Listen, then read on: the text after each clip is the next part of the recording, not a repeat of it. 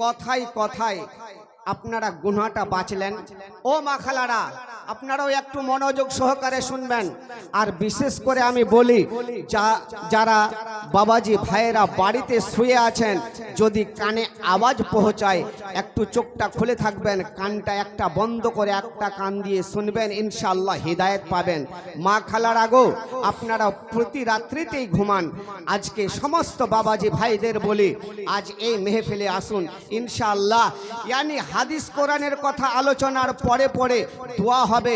না জানি গভীর রাত্রিতেই আমার আল্লাহ পাক রব্বুল আলামিন কার দোয়াকে গ্রহণ করবেন না করবেন একমাত্র আমার আল্লাহ জানে। জি, আমি আপনি জানি কি?